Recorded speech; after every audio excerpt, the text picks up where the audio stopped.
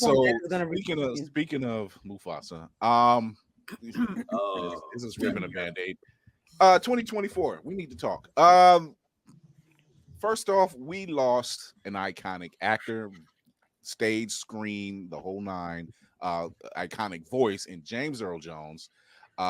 This man was the epitome of a lot of generations, actually.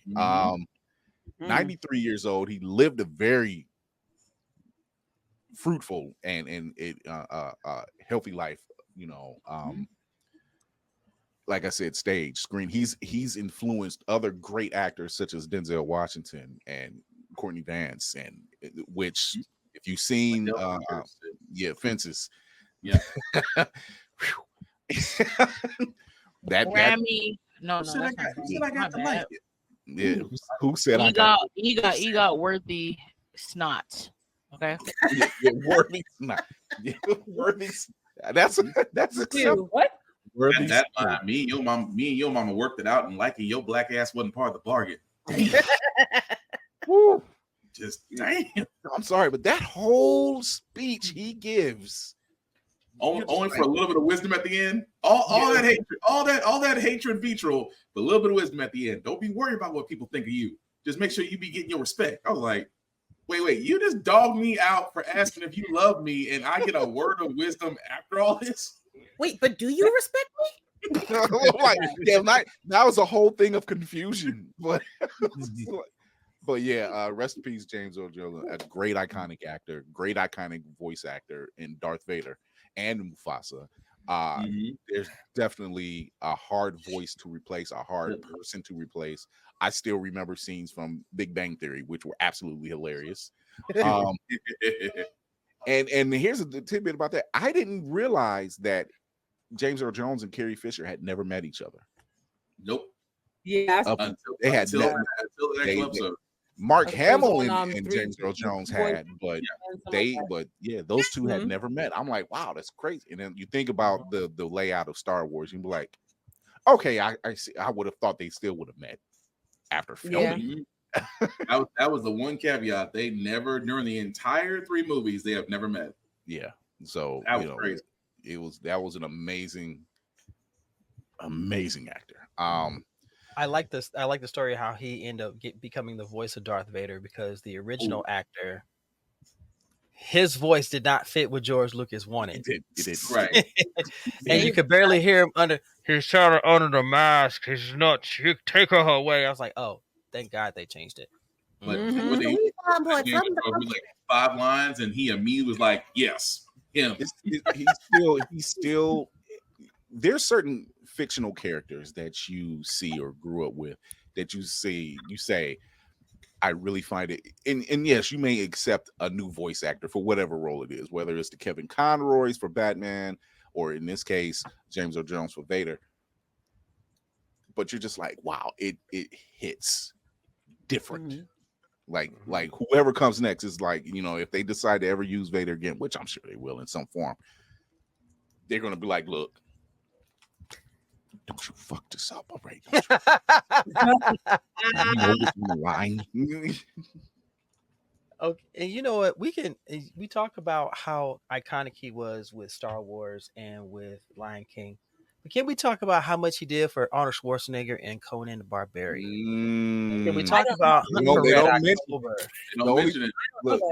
don't mention Conan the Barbarian. The only thing I said about that, I'm like, yo, I was a kid watching that both at the drive-in, but I'm like, y'all know y'all should do better with that hairstyle. I'm just saying, that wig, that looked like my great grandmother's wig. What are you doing? That character looked like his perm went to hell. I was like, what's wrong with you, sir? But he was giving a speech. But to find out he helped Arnold with his English, yes, that Arnold Schwarzenegger actually credited him. He's like, the only reason I can speak and read English scripts was because of that man. I'm like, wow. Dang. Now I know Chris will remember this one. Bingo Long's Traveling All Stars. I watched Billy D. Williams, Richard Pryor. You had the cast. That's the only reason why I watched that movie is because I'm like, oh, Richard Pryor. I was too young to be known about Richard Pryor like I should have. But Oh my god. I think everybody was. Yeah. Will, what you got?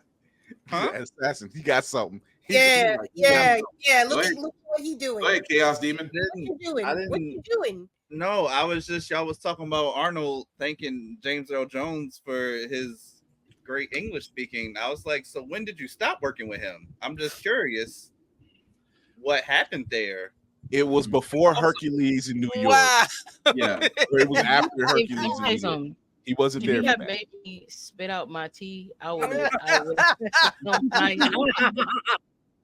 You know, as soon as he starts talking, you should not be eating or nothing. You know that. No. But you know what? Can I say?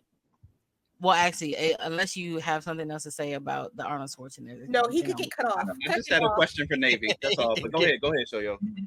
I feel like I know like this ain't one of his deep cuts, but one of my favorite movies with him in it is Welcome Home, Roscoe Jenkins. And I know. Yeah. That was not talked about enough. But it's funny to me. Oh my goodness, it's so funny to me. That movie is just hilarious. But him, I mean, in every role that he has, like he just has a commanding, he has a commanding voice. Like I'm not a Star Wars fan, so I don't have no connection to Darth Vader, even though I know that's his voice. But it's like, hey, it is what it is. All I gotta say is imagine if you was his son. You was his son and you knew you was getting in trouble.